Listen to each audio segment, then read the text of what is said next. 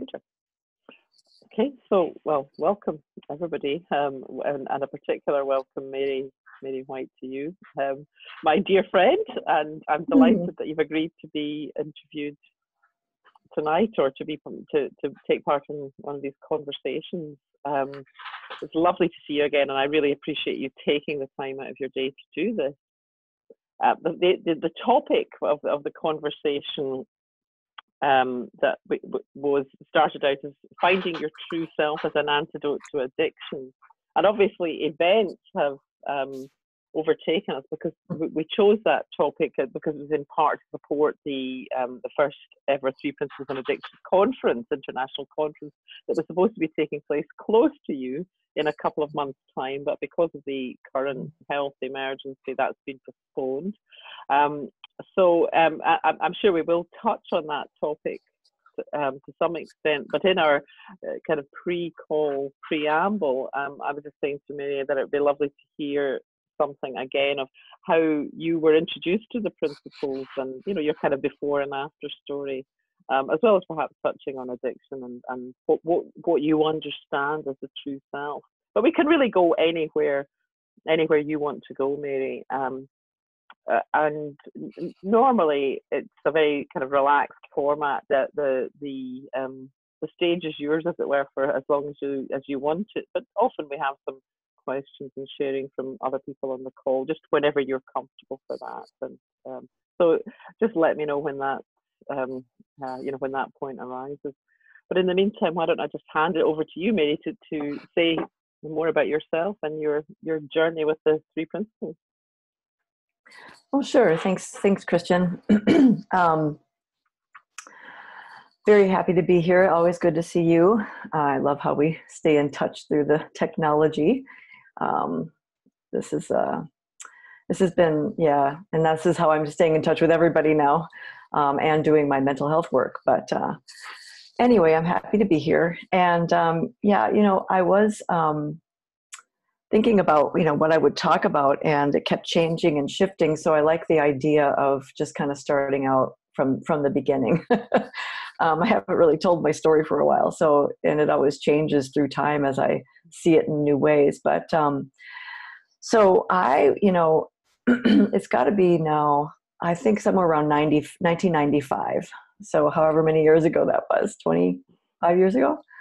Oh, I'm not going to do the math very well, but anyway, but right around 1995, when I was introduced to this understanding, and I count my blessings every day for that, because I don't know where I would have gone had I not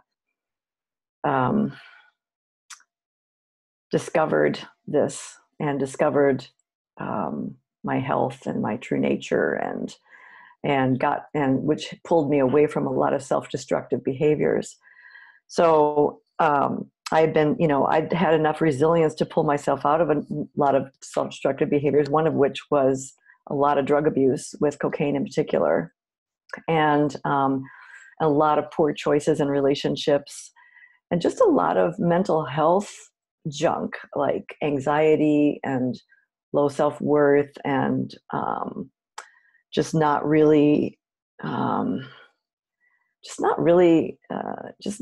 self-promoting kind of mental health states. I just really didn't think very highly of myself. Let's just put it that way.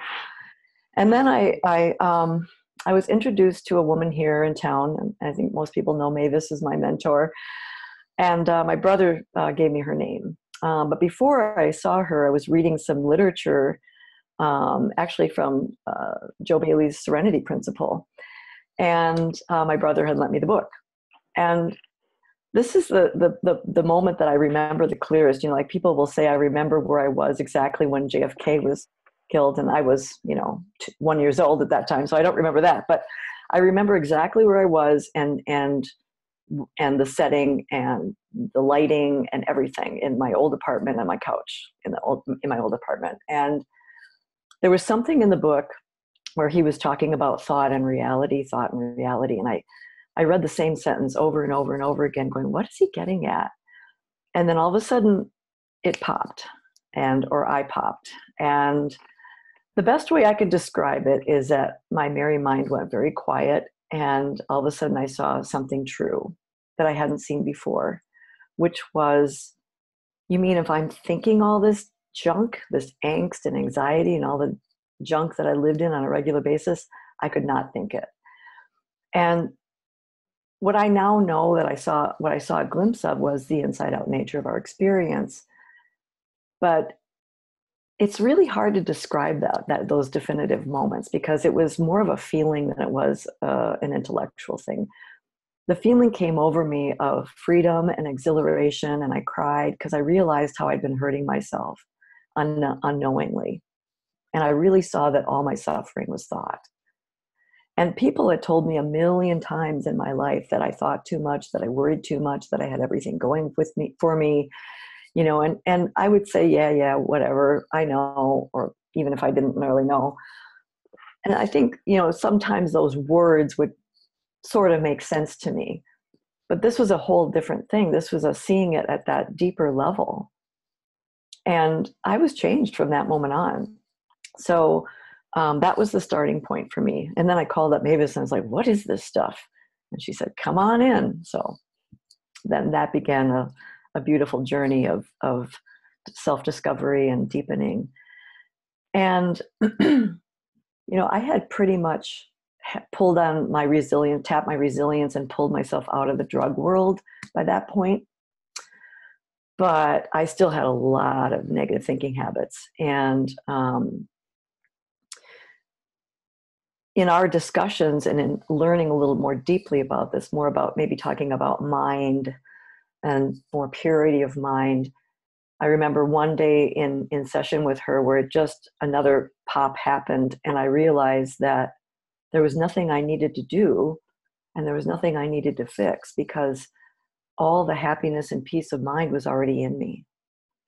And that's how I would define true self. Now, I wanted to say that there isn't really there's only one self, right? But so we don't have a true self and a false self or anything like that. So just for terminology's sake, but that my true nature, my default was already okay, at least at peace, at least content, if not joyful and happy and humorous and having fun.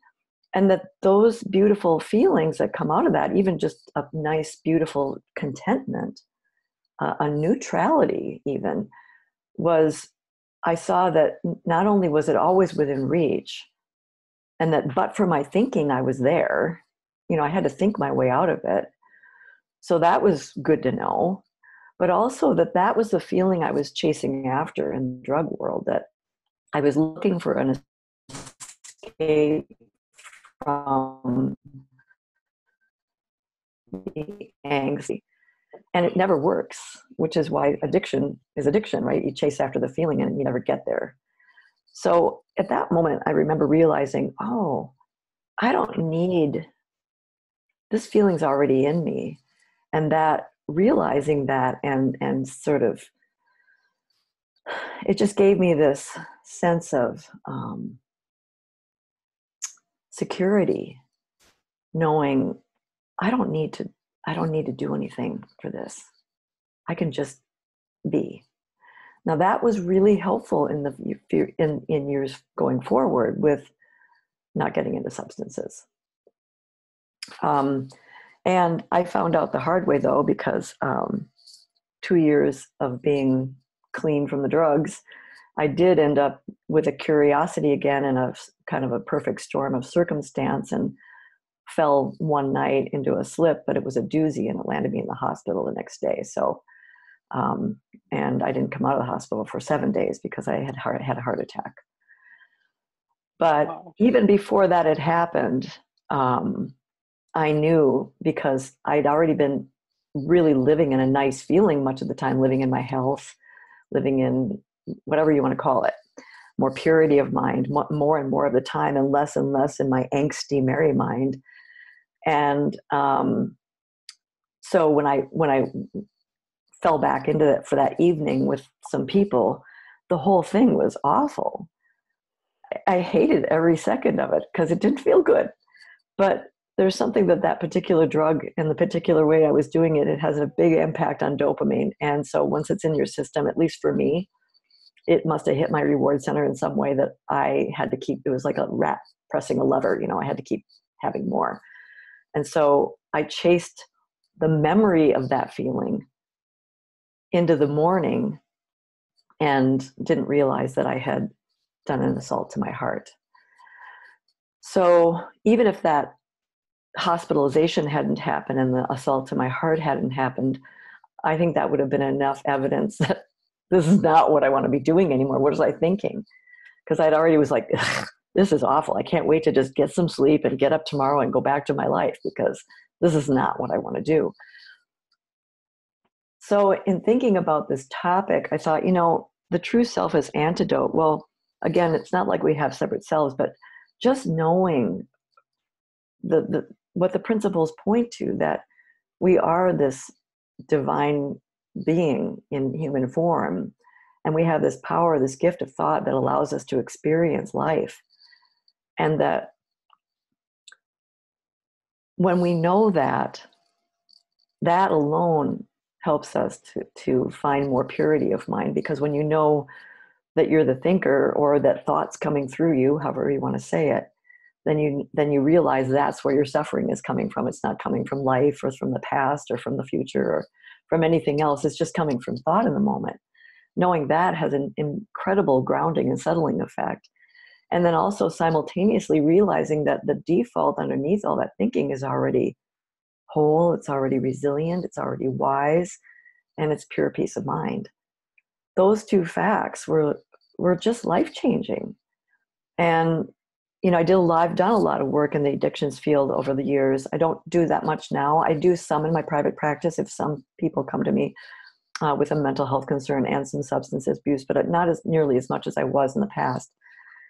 But I tell you, it's a beautiful thing for people to wake up to that they don't have to chase after that, what they thought was a good feeling, because it might have changed their physiology and their central nervous system for a moment, but it's not the answer, and it doesn't. And pure peace of mind in our true nature feels way better than any drug ever could. And I've tried just about all of them, so I know. So anyway, I kind of meandered, but that's a summary of my story. And it's been, since that heart attack happened, it's been, I think that was in 97, so 23 years. Is that right? And were you already working in the fields of mental health? Is it mental health counseling? Is that how you would describe your work? I know you're also a coach, but yeah. Were you already working in that field, or was that something that came later? No, that came much later. Mm-hmm. Yeah, I was actually a recruiter. I placed secretaries in jobs. Yeah. So. Mm-hmm. And then what? And how did that change evolve? Because that's quite. I mean, I understand that, but I just, what were the? It's quite a big shift from recruiter to counselor and coach. Yeah, kind of. I mean, I liked working with people. I liked helping people, and well, as I did my work with Mavis, and this understanding just deepened in me, and I felt better and better and better. I just, one day it just dawned on me, I got to tell people about this, because the transformation was so significant for me. I mean, not that I didn't have my moments, of course, we never lose some of those habits, but it went from like 80-20 angsty content to 80-20 content at peace, happiness 20, angsty. And I thought, oh my gosh, if this can happen to a person, I saw it firsthand. And so it just dawned on me that I just wanted to help people see this. And I thought, well, the best way to do that would just be to go back to school. I already had a bachelor's degree. Kind of wanted to do what Mavis was doing, and share this in a mental health way. So I decided to go back and get my degree in counseling. Mm-hmm. Yeah.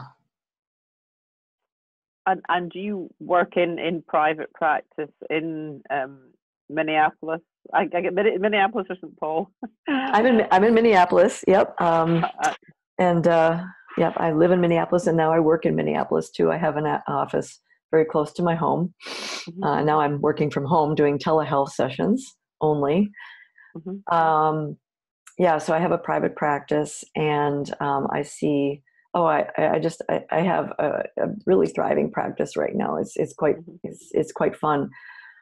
So I work with a lot of, most of the people that come to me have issues with depression or anxiety. Some are going through grief, a lot of relationship issues. Sometimes there's substance use concerns. I'd say that's the majority of the work I'm doing. And then I also just finished a really powerful laser-focused coaching training because I've been calling myself a coach for a while, but then it dawned on me one day that I don't really know what being a coach is. And I'm really glad I did this. I found a very, very effective, it's not really a method, but we'll just say guidelines for what coaching is and kind of keeping it pure and how it's different from therapy. So I got that training under my belt, and it's very powerful, very impactful, very in a short period of time. And so I work with people for 30 to 45 minutes around one thing that we focus on. And a shift happens within that session. It's pretty cool. And it's also fits hand in glove with my understanding of the principles, which I can bring in an educational way to the sessions. So I'm working on building my coaching business now, and I'm going to be doing personal coaching, but also kind of like life coaching, but also I really want to work with entrepreneurs. Just over the last few years, the state of the world has really been, I've just been feeling very, I don't know, well, torn between, living my content life and then just feeling for what's happening in the world and feeling helpless about it. Like the state of agriculture, the state of animals, the state of business, the state of justice, social justice. And so what inspires me are people who have become entrepreneurs who want to make change in the world and do good work in the world. So I want to be the coach behind the entrepreneur because helping them do even better. That's going to be my motto. So I'm kind of in the process of doing a website and kind of getting that out there. So, I did work with one entrepreneur in Minneapolis here who was just fabulous, a fabulous person, very, very philanthropic minded, and had great creative, innovative ideas. But she was suffering from an autoimmune disease from all the stress she had been experiencing. So this understanding of the mind, this is before I did the laser coach training, this was a couple of years ago actually, and this is what got me inspired to really do this even more. But she really took on to the understanding of the mind and the principles and really settled down and calmed down. It really helped her. So that really inspired me that there's a need for people that are out there doing the work, to have somebody behind them, helping them stay out of stress, self-care, maybe uncovering blind spots, whatever it is. So I'm inspired to be doing that in my future. Yeah. Yeah, that's great. It's inspiring listening to you. Wonderful. One thing that you said earlier, and you talked about self-esteem, and I've noticed that it's a thing that comes up, sometimes with people that I'm working with, and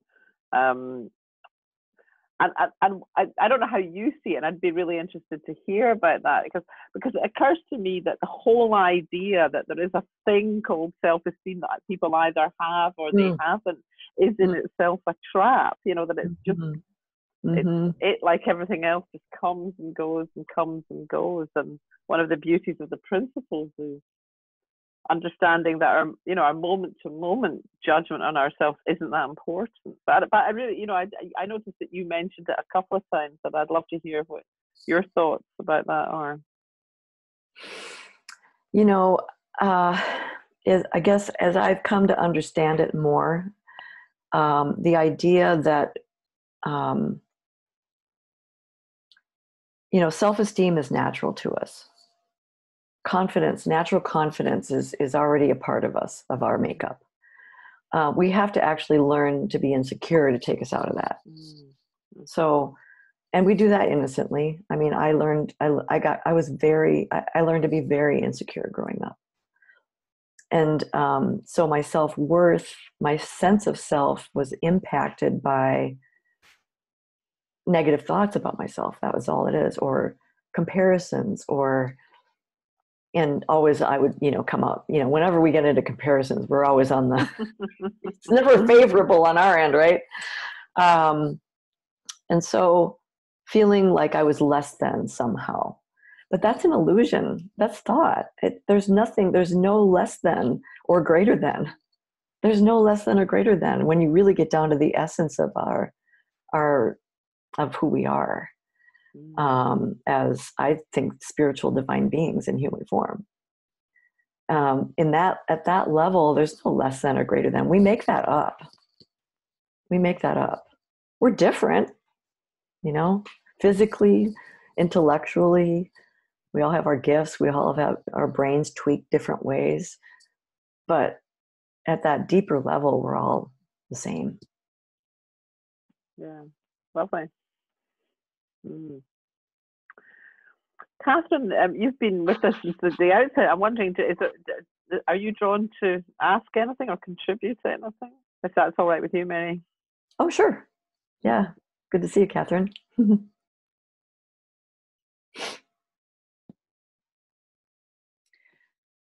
Yeah, nice to see you too, Mary, and to hear your story again. I don't know if I ever really heard your full story, but it's always enjoyable for me to hear anyone talk about how they came to this understanding.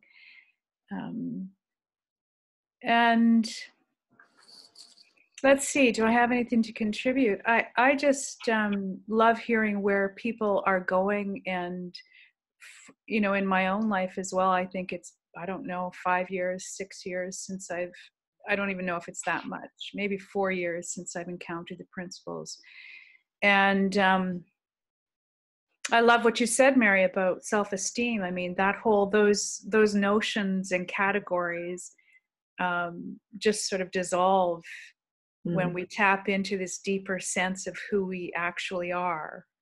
And that's been my experience as well, is that I spent most of my life thinking myself away from or constructing an imaginary persona or personality and relating to that.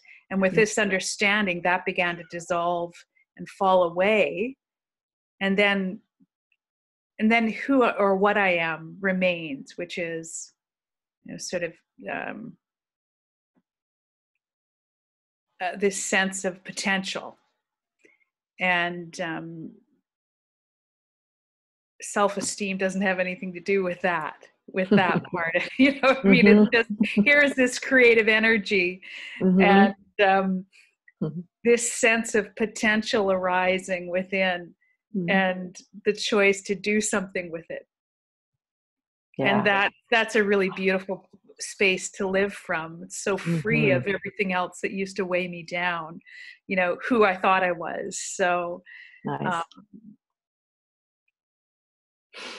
And then who I think I am comes back online, and it's sort of this dance of going in and out of that pure potential. So I love that. And I was thinking about your topic today about your essence or your true nature as the cure for addiction. And that's certainly been my experience as well. It's like I have to think myself away from that sense of well-being and that clarity of mind, which is such a beautiful thing to experience.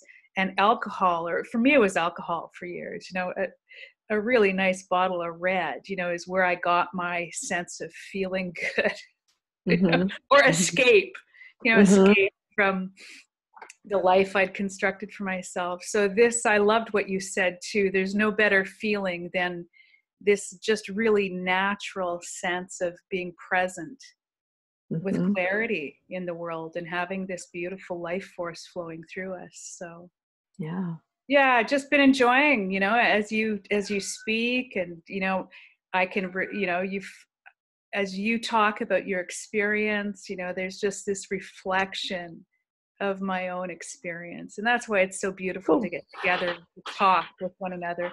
So yeah, to listen. Yeah.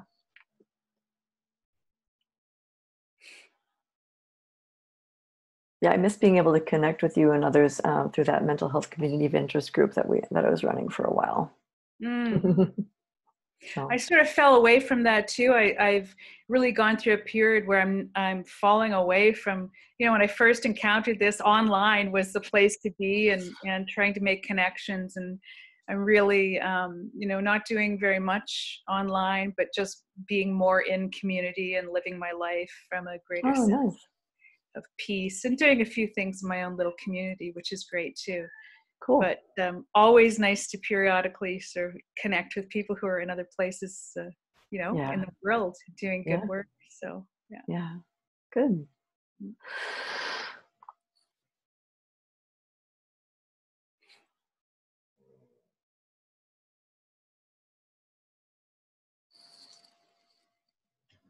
So I can just see Christian or Catherine's. Oh, kitty cat. My dog saw that. She'd probably try to jump through the computer. Christian, is there anything, any other direction that you want to lead me in today? I feel like I need to be led today. Well, one thing that's coming to mind, I've been in one of those situations recently where, and I'm in other groups that have got nothing to do with the three principles, and I'm very much the outsider, and people are speaking knowledgeably about. Yes, of course, people are stressed and frightened at the moment, and I'm absolutely not denigrating anybody who is feeling stressed or frightened, but it's that I'm just wondering about if that's a situation you find yourself in, because it seems to me that what the principles is pointing to, but the principles are pointing to in describing how human, who and what we are, what our essence is, and where human experience comes from. It's very different to what traditional therapy or even stress management is pointing to, which is really saying that we are the victims of our circumstances. And I'm just wondering how that's something that has been and come to mind once or twice. I'm thinking about conversations I've had with other people. Or they're saying things like, well, of course someone's got low self-esteem because they're in this situation, or they have this amount of money, or they have no money, or that kind of thing. I think it's I think as human beings, we're going to get caught up. We're just going to do that because it's so deceptive. It really looks like something, especially the coronavirus, which is a huge, it's impacting the whole world. It's real. I mean, the coronavirus is real. It's invisible and it's real, and we have to pay attention to it. So it's a kind of a fine line. Like, people are going to have fear about that. I've had fear about that. I'm taking like a lot of extra precautions, and kind of even I'm noticing that I'm more tense when I'm doing those precautions, like if I go out at all, which I'm very rarely doing these days. But what I found so helpful, and I'm thinking about doing a webinar on this in my community here, because I have I know some people that are being very, very impacted, who are afraid to leave their house, to even go for a walk. And I feel for them, and I just think, I understand that there is a real threat. However, there's the known, and then there's the unknown. And when we make up what we don't know, years ago, I remember, and I still teach it this way too, just knowing that the intellect is really useful for known variables. Like it's a data processor. So we've got the known, it's really helpful with that. But when there's a little bit of known and then a lot of unknown, we have to rely on imagination. And if we don't know we're doing that, if we don't know that we're making up, like people that I've been talking to are making up a lot of scenarios that aren't happening now, but our brain doesn't know the difference. So if you're thinking alarming thoughts, your physiology is going to say, alarms, bells are going off, or and that's costly to us. It's like that stress response going off all the time can wear us down.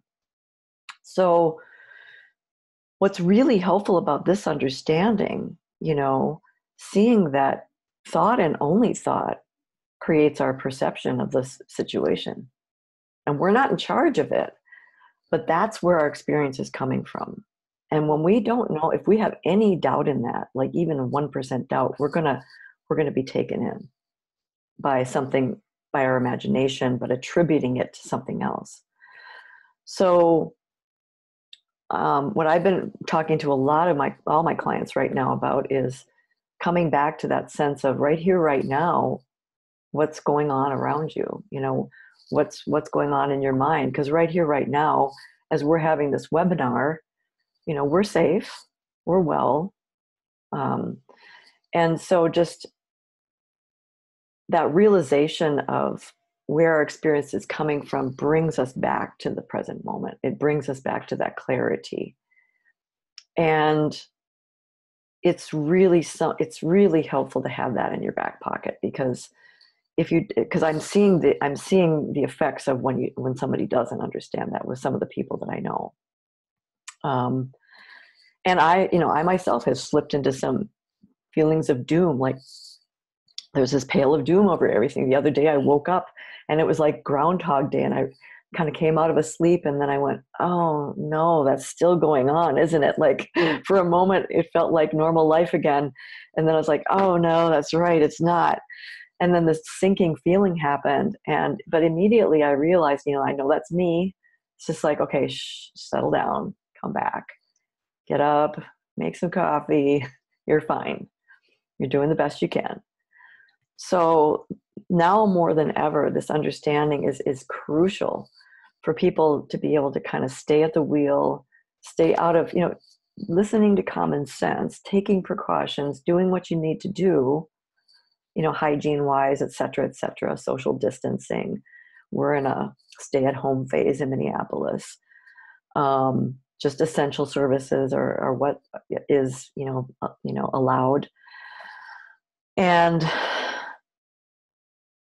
working within that. And then also, when you have that realization and you realize and you know where your experience is coming from, and you find that clarity and you come back to the moment and stay at the wheel, what I've been noticing is with my clients and myself is that there's new creative ideas, because again, this is something that's never happened to us in our lifetime. So we don't have a database to draw upon. We can't go to the intellect and go, okay, what do? Let's pull this file out. We have to rely on that creative intelligence for something new. Mm-hmm. And so in addition to staying safe as best we can, this is going to change the entire world and how we live. I don't know how that's going to look, but it's going to. It just is, I think. And so it's a time for renewal. It's a time for rethinking. It's a time for reinventing. It's a time for recreating. So that's kind of how I'm taking it. It's like harvesting that bit of, all right, everything's turned upside down. So it's like in there's, like Mardi Gras. Mardi Gras is kind of one of those rituals where people, woohoo, have party, and then the next day is kind of like this renewal day, I think, or something. I might be getting that wrong. I'm trying to think back to my anthropology studies about people that do. It's the party before Lent. Yes. Okay. Mm-hmm. And then there's renewal from Lent. So, but there's throughout history, human history, we've had traditional peoples have had rituals of transition, where things get turned upside down and then they are completely recreated afterwards, like thresholds, thresholds in life, like puberty or marriage or adulthood, and so I kind of look at it like that, like it's this liminal phase, this betwixt and between. We're not where we were, but we're not where we're going to be. So we get to make it up. We get to tap that creative intelligence and come up with something entirely new. And that could be very healing. Now, unfortunately, there are a lot of people suffering and dying. But in the big picture, there's going to be a renewal of sorts. And all of us can do that individually. So I feel like I've meandered a bit, but does that make any sense at all? Oh, lovely. Yeah, lovely.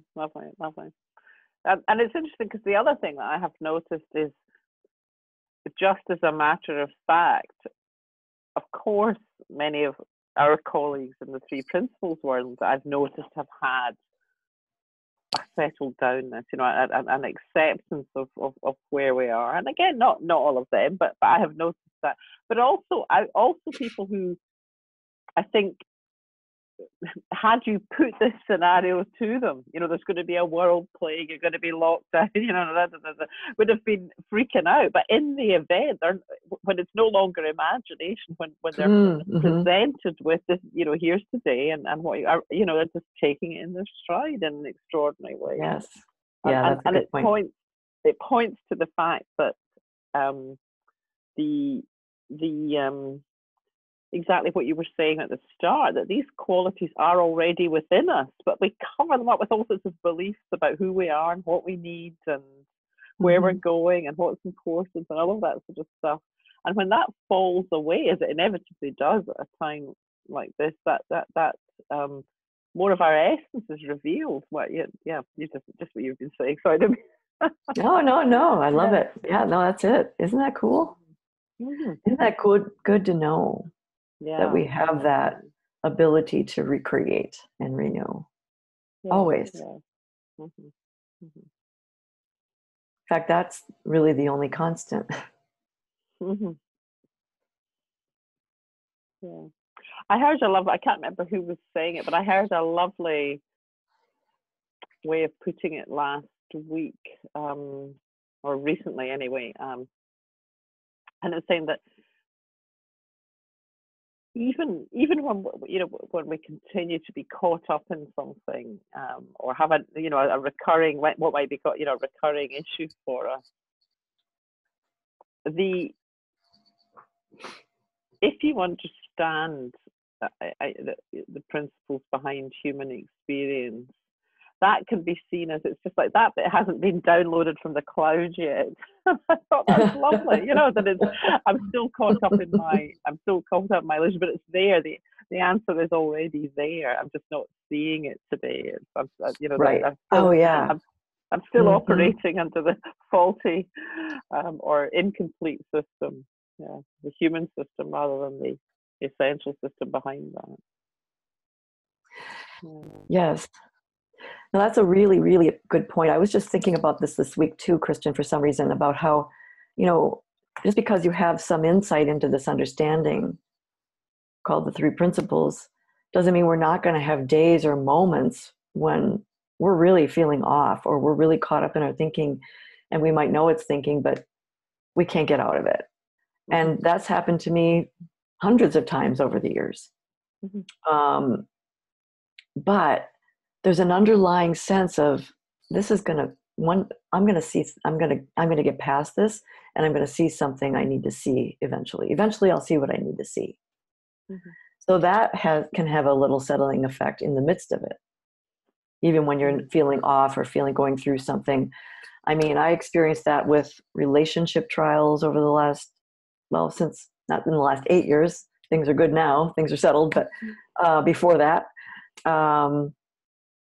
and even when I had that relapse after 2 years of being clean, I think in the back of my mind, I was like, oh, this is not like your life now. You're going to get through this night. You're going to be fine. You're just going to go. I kept like almost wanting the night to be over so I could go back to my normal life. Mm-hmm. But again, once the drug's in your system, it's a whole other story. But so that knowledge of what's temporary, it's all, everything that comes through the personal mind is temporary. Yeah. Yeah. and changing. And even if we don't see what we need to see in the moment, it will eventually unfold for us. Yeah. I found it very helpful a couple of weeks ago when things were sort of changing very fast here in the UK, and my son and his girlfriend live in London, or they normally do. But we kind of decided, because their flat is tiny and they were both going to be working at home, that they would come back up here. And then there was some news that maybe they were going to lock down London suddenly, and then my son started saying, oh, well, I think I might wait until X or Y happens. And in that moment, I just felt seized with fear, panic, overwhelmed, kind of powerlessness, and it's kind of been the only time through this that I had that, and initially, then it came to me, it's this is coming from within, that I I had that sort of mini realization, but I was still kind of in it. And then I spoke to a colleague, and it was just nice. And I just said, look, this is just what's going on for me. And I love what I love about this work. One of the things I love about it is there's no requirement to pretend that you're on a kind of some raft of serenity at all times. And it was just great to share with her. And then I came back to, oh yes, whatever he does and whatever happens, that doesn't have the power to change who I am at essence. It doesn't have the power to run my experience of life going forward. It's just in this moment, and the moments went on for some time. In this moment, I'm caught up in it.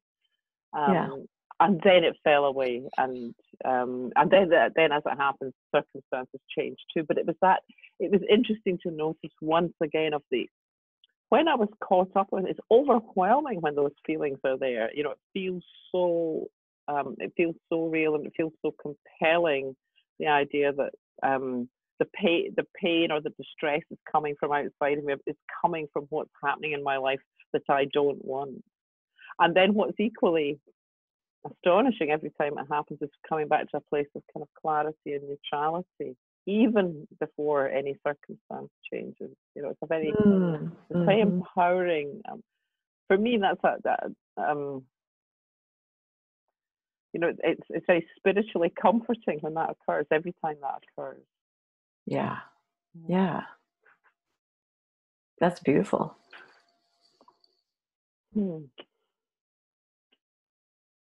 I noticed one or two other people have joined us. I noticed that too. I just wanted to, would you be happy to open and see if there are any further questions or comments? Oh, for sure.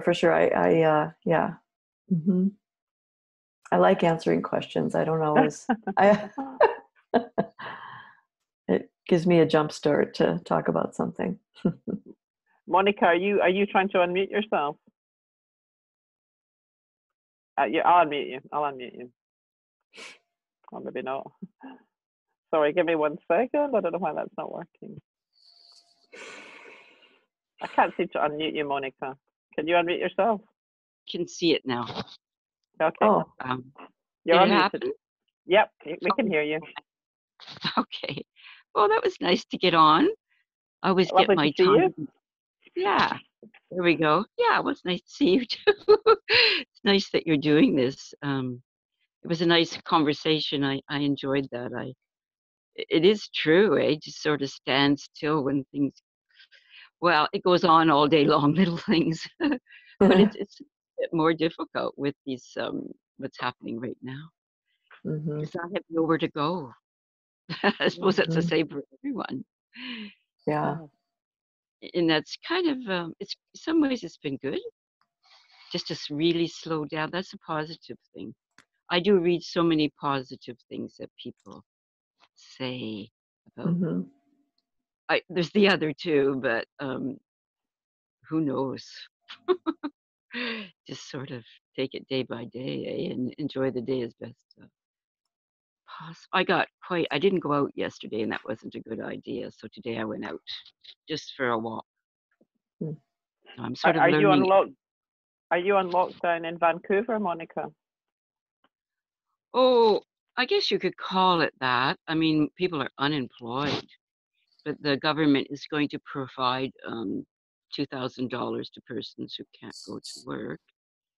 The grocery stores, you have to line up 2 meters from each other, and there's line. It's just it's so unusual. Everything's closed. Yeah, it's locked up. Yeah, because people can't go to Starbucks.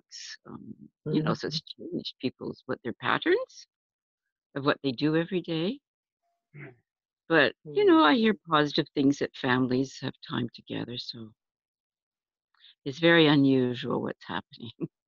Very Yes. unusual. But there might be positive things. I've been hearing a lot of positive things too, Monica, from, all of my clients, and then people that I know, doing fun things or doing things that they hadn't been able to do, or reconnecting in ways that they hadn't been able to do before. And I've been hearing a lot. I've been hearing a lot of that too, like people just taking this time to do something, worthwhile, useful, meaningful. It's funny because people, normally a lot of families that I know, a lot of clients that I know, young couples with kids, and they're working full time, and they're running around like chickens with their head cut off most of the time. And all of a sudden they're all at home. So, but I've been seeing some really beautiful, creative things that are coming out of that, and just slowing down and making meaning, and hearing a lot of people say, we might change this in the future. We might just slow it down, because this is actually a more sane, doable pace. I mean, this is imposed, but just the slowing down part and taking a few things off the plate, people are realizing that they can do that. They have to. Therefore, they do. Exactly. Yeah, exactly. Yeah, it's almost that a reason to be quiet, because you have to. Then you find you can, because you have to. It's kind of I've heard stories. It's nature's way of telling us to I don't know what, but Slow down. change. Sorry. Slow down. Yeah, and it's changing our patterns. What I do every day, I can't do. So, yeah. But some days are up and some days are down. I do dancing, different things, and a lot of people are, well, I don't really, but I have a physical problem, so dancing is my way. So I've been watching that. And that's the best thing I do. Yesterday I didn't, and I was in a lot of discomfort. So, okay, we'll do that. I'll try to alter that one today. So I did my walk. But a lot of online things or communication digitally happening. Do you see that happening? People just yeah. A lot of like things. A lot of things are happening online. A lot of exercise classes. I don't know about dancing, but I've been hearing about bands. I know I work with some creative artists. I work with band people, people and musicians, and they're doing things online. I work with a theater group too. I'm on their board, and they're starting to do stuff online because they have to. I mean, their whole thing shut down. So trying to find a way to, keep the creativity going, maybe even make a little income. But yeah, I have some clients who are, they normally meet for trivia, at a brewery in town, and they're doing it through Zoom meetings. They're having trivia night, and they're writing their own questions, and they're getting together on Zoom and doing their trivia night together, so there's lots of different things. Yeah, well, it's nice that we get to observe that too. Like in whatever realm or whatever is your interest, or So the theater, yeah, that would be. Mm-hmm. I guess if people, as you say, they find ways to still be creative. Exactly. Yeah. Because that's always sort of become, well, like I became a painter at one time in my life after a crisis. And I did listen to Syd many years ago. And it was during that time. But I became a painter, so I moved more into the creative side of. So it was sort of a gift in a way. And then I used to work as a nurse. So then I didn't do it for years, but then I sort of merged the two ideas of creativity and well-being. I don't coach or anything. Well, actually, I do teach drawing once in a while, and that drawing is a way of people getting out of their busy mind. So creativity does that, eh? Be Mm-hmm. whatever it be, whether it's theater or music, or it Absolutely. helps you make that shift Yeah. more enjoyably. Yes. Yes. Sort of put the fun into keep the fun in there somewhere. Yeah. Yeah. Ah, well, that's nice that you have these creative. You share that with your clients, the creative side, or use that in your practice. It comes up because that's who you are, maybe. Yeah, well, I've been just talking to people, and I'm amazed at how they're tapping their creativity to come up with new things in new ways. Yeah. So Oh, yeah, and I have more time myself to play piano, and I like to work out, so I often dance around while I'm working out, and I got to get into that joyful space while this is going on, at least once a day. yeah, and that just joyful space of dancing or playing music or something. Yeah. yeah. Mm-hmm. Well, the days that I didn't do those things, yeah. So keep moving and Yeah. Yeah. nod to people when I'm out. That's right. Yeah, I know. We walk out. I walk my dog a lot. We don't have any restrictions on how often we can go outside here. So, but people are just, it's like there's this unspoken a collective agreement with people that we're passing, because they're just small sidewalks. So either someone goes up on a lawn or onto the boulevard or into the street, one end, or someone will say, "Are you okay with us passing this closely?" They'll ask. And it's just really interesting. It's like this, and then when we do, kind of like someone will turn or go across the street, they'll wave and say hello, as though, not trying, this is not against you. This is us together helping each other. And I think that's pretty cool, that's just naturally occurring. Maybe there's more connection in a sense. In a sense, there is. Exactly. Yeah, I don't usually speak to that many people. There aren't that many people, but right now everybody's out walking their dogs all the time because everybody's home. So, yeah. So we're all nodding and smiling to one another, saying hello. Yeah. Mm-hmm. Okay, well, that was enjoyable. I'm glad I got on. Nice to see you, Christine. Mary. Hello. Well, nice to meet you, Monica. Yeah. Ciao. Yeah. Mary, I'm conscious that we're coming to the end of our time, and I just wanted to give you an opportunity, because one of the things I noticed when we're talking about creativity, that you something that you touched on earlier, of being drawn to working more with entrepreneurs and helping them, and the change of direction to some extent that you're going through in your business. And I just wanted to give you an opportunity to share that, or how people can get in touch with you if they are in that category and wanted to take absolutely time. Yeah, I know. My email is always a good way to reach me, which I don't know if you post that or if I should say it. I can post that for you. I can post that in the link. Sure. Okay. Yeah. Mm-hmm. And then I'm redoing my website. Right now it's marywhiteassociates.com, but I'm going to be marywhitecounselingandcoaching.com as of early part of April. I don't know how much will be done, but the other one's coming down. So, and so I'm going to hopefully have a lot more information on there about what I kind of what my vision is for working with entrepreneurs. People who do good work in the world already, helping them do better is kind of my motto. Yeah. And so, yeah. Cool. Yeah. Well, I'm not much of a self-promoter. Well, I really wish you every success with that, and I've really enjoyed working with you on the occasions that we have, whether it's been like this or live in person. And I hope to make it over to Minnesota at some point when all this I'm is so over. sad you're not going to be staying with me in May. I know, me too. Me too. Dang it! I was really looking forward to that.